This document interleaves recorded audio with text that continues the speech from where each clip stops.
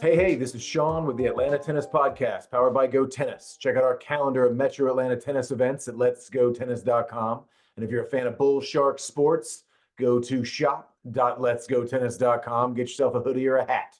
Also, we want to hear your story on the podcast. So if you have a story to share, go to letsgotennis.com/my story. You might have your story featured on the Atlanta Tennis Podcast. Today, this is Youth Sports Talk with Coach Ben Hestley. Today's talk is about the YouTube parent. Ben, you ready to talk youth sports? Let's dive in. All right. Today's conversation focuses on what we are calling the YouTube parent.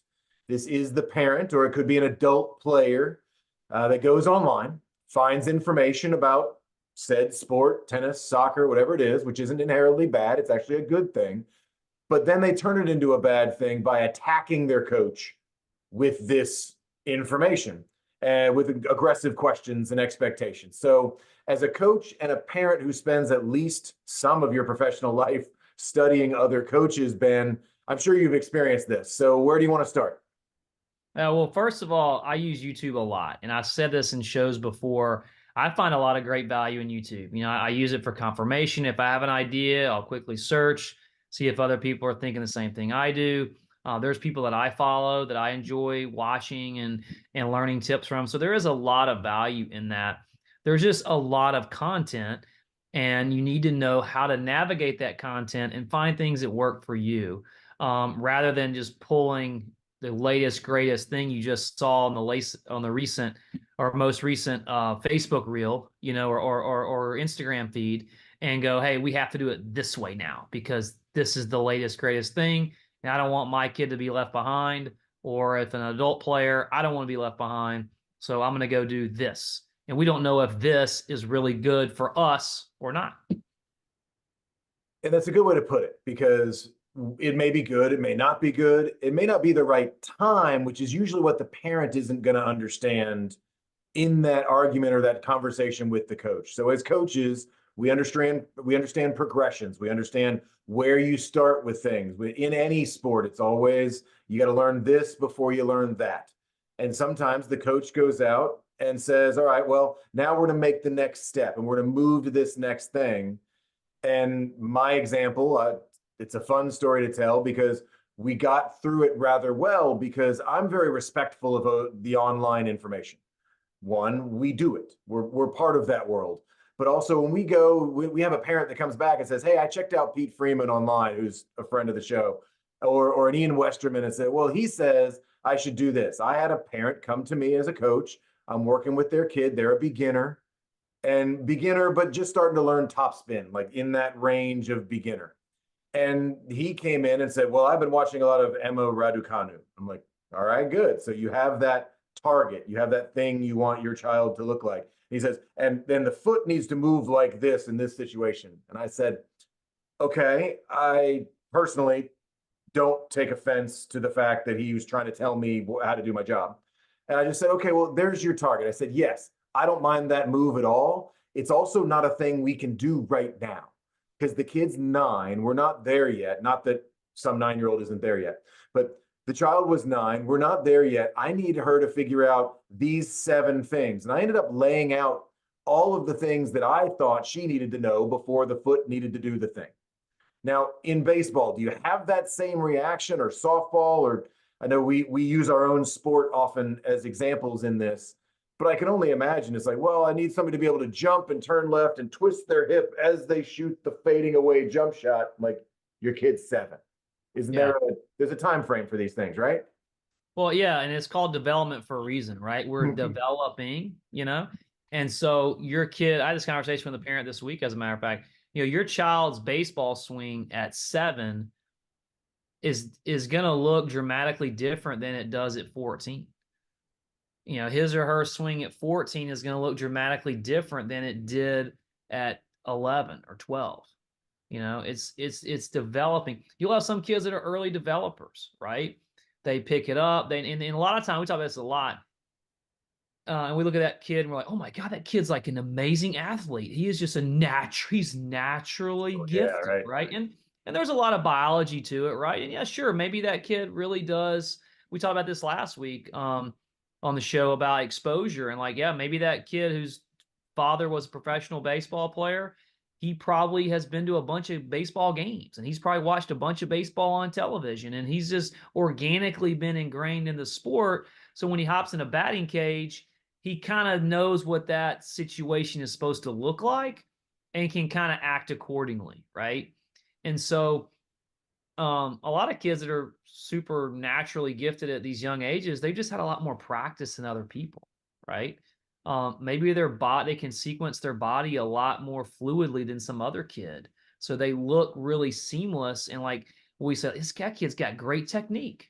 Well, maybe he does, but he also just has the ability at 6 or 7 or 8 to move his body fluidly. We call it speed of coordination, right? We often see kids that can hit the ball really hard, or in tennis, they can put great topspin on the ball at 7 years old. And it's a thing called speed of coordination. It's like, oh, that he is so powerful. She is so powerful. Like, but it's not really power, it's just they're able to move their body, sequence their body seamlessly enough to get a good result with the ball. It's just because they're able to coordinate their body fluidly, whereas other kids at that age may not be able to. And in that case, the parent comes in and says, well, we should be doing this. And they aren't professionally trained the way we are to understand that progression, that development. And so the YouTube parent will come in, and I would say 7 out of 10 times when I have to have a conversation with a YouTube parent, they're respectful and they're asking a question.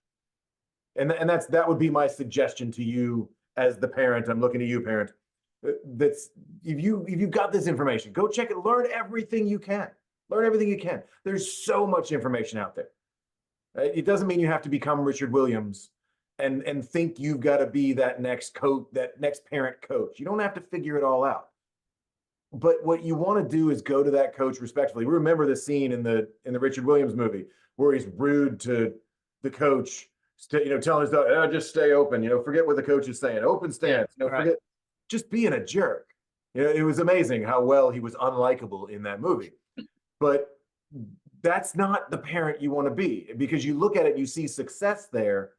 That's a good example of how to do it wrong. And in this case, go to the coach and say, hey, coach, I saw this thing. Some of the players are moving their foot this way, or their elbow is here, right? Or when the pop fly happens, shouldn't the third baseman be in charge of that instead of, right? So there's always going to be that question that you've learned something and you want to confirm it. Now, go to your coach as an expert and treat them that way. Isn't that all we ask? Well, honestly, I'm must be more fortunate than you are, Sean. I don't have a whole lot of, I would say, complaints. I mean, I have questions. I'll give you the most recent example, and a lot of times, we're very good as adults to find the quote flaws in kids, right? This is what the kid's not doing, or this is what the kid should be doing, right? And so it's like saying this kid needs to load his back hip more. And you go, hey, kid, you need to load your back hip more. Okay, well, I don't know what that means. I don't know what Load and load my explode. Load and yeah, I don't explode. yeah, load and Huh? explode. Like I don't know what that means. I don't know how to get my body into that position. So our job as coaches is to put the kids in position so they can feel and get experience with whatever it is that we're trying to get them to do. And I find this in baseball a lot. And you mentioned like Richard and the stances. I'll have my kids in baseball and softball stand in a variety of different stances. And a lot of it has to do with I'm trying to teach them how to rotate effectively. I almost said properly. I wouldn't use the word properly because we can argue what properly means, but rotate effectively for them. And then also how to load and how to move their bodies effectively. So what I will do is have them stand it depends on every athlete. They're all different, but stand in a variety of stances. And I tell parents right away, I'm like, hey, don't freak out. I'm not changing that's what they always think. Like you're changing my kid's stance.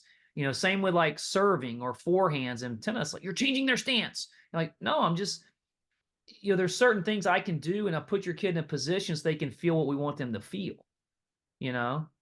And so Like, and what and the other thing is, what's the focus? Like, let's have a goal in mind, right? And I work a lot with kids on that. Like, what's the goal? And then let's work back from the goal and find the most effective solution, movement solution to get to that goal, you know?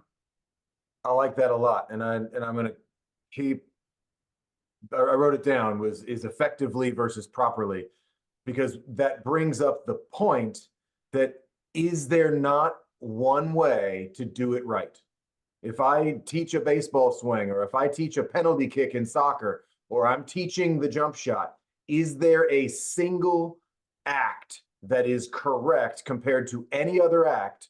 Or, because every body is slightly different, is there a difference, I even will, slightly, between how we do things? Do we put kids and young players, or even an adult player that's learning, in a situation to figure out what their body can handle, what their body can do, and say, okay, here are your points that you need to hit.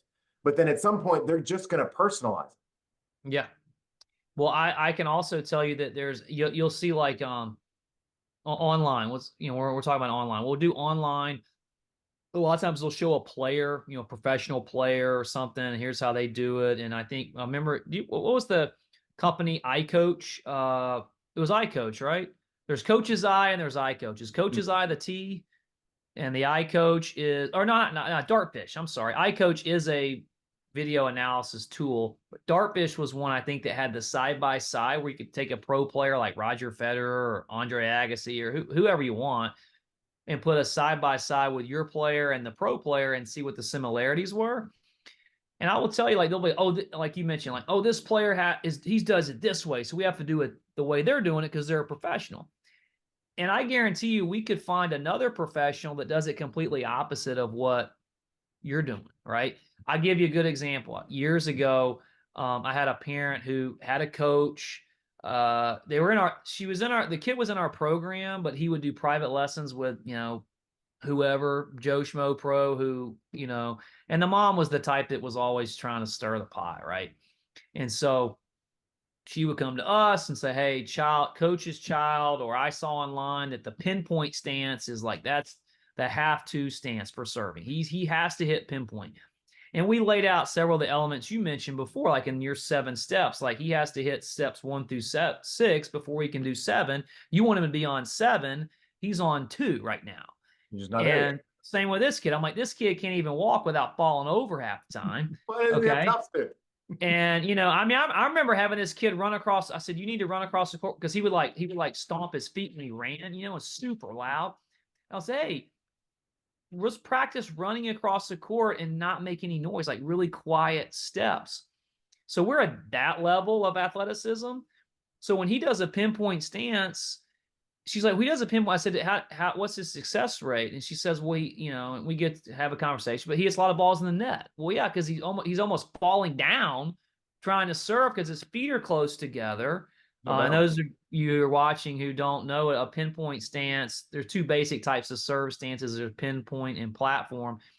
Platform is where you essentially don't move your feet at all. You stand a good, shoulder width-ish, and you push off as if it were a platform. So your feet are relatively far apart, shoulder width apart. And then pinpoint is when you bring the back foot up to the front foot, which you do see a lot of pro players.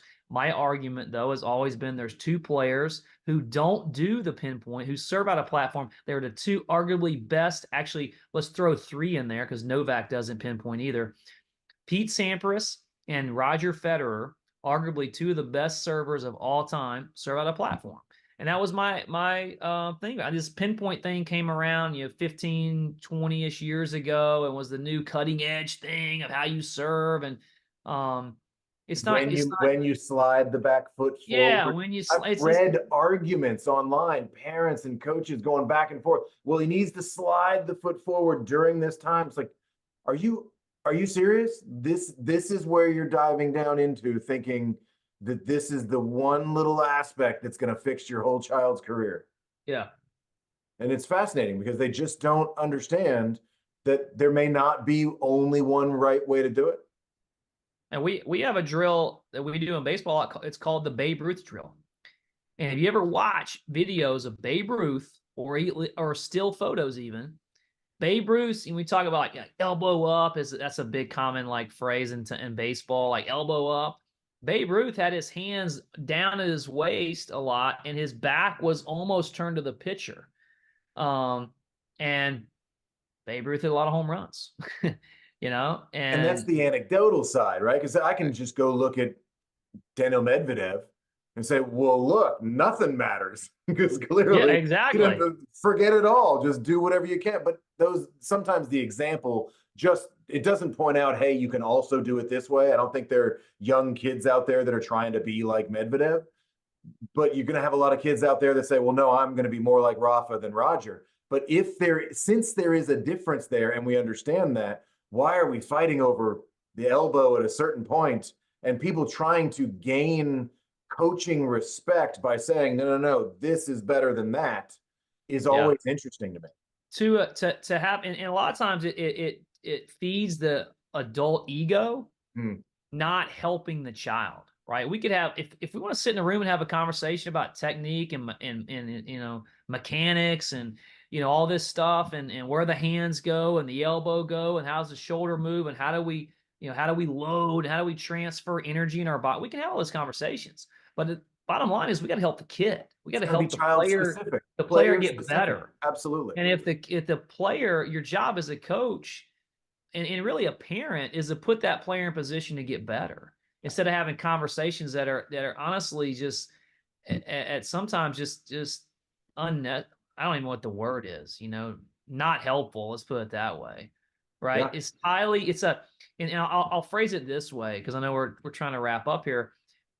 A lot of things we talk about are high like internal mechanical focuses, right? Or high, like really detailed technical focuses. At the end of the day, we just want to be able to perform, right? At the end of the day, baseball, softball, you just want to hit the ball hard somewhere, man. Yeah. And tennis, top spin forehand, you just want to make the ball spin as fast as you possibly can, right? Yeah. Serving, I want to serve the ball as hard as I can to the location to which I intend to serve it to. Yeah. That's what I want to do, man. And hey, however I need to do that, that's what we need to do. Yeah. So a couple of things, Ben, before I ask, did we answer the question? I'm going to try to wrap it up and answer it and say a couple of things. One, go get as much information as you can, YouTube parent. Go be a YouTube parent.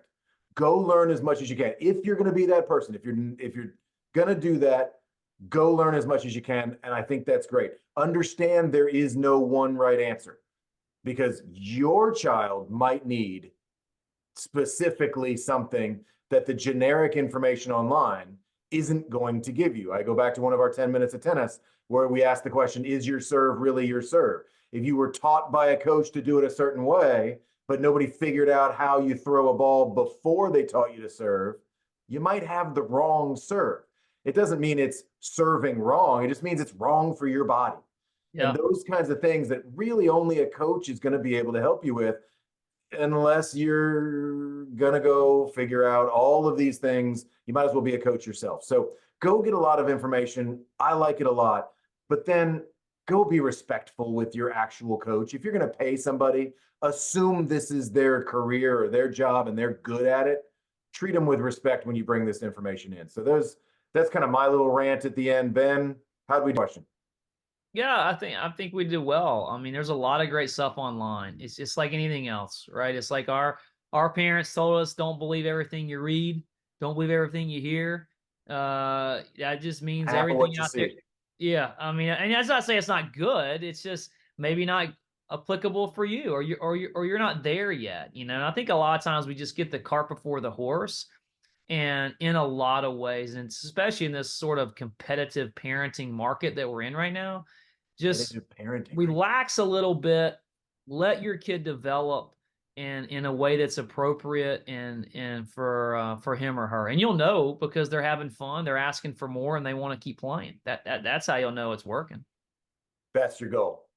Assuming your kid wants to keep going, you've got your periodization style goals, but the main goal is, are they having fun?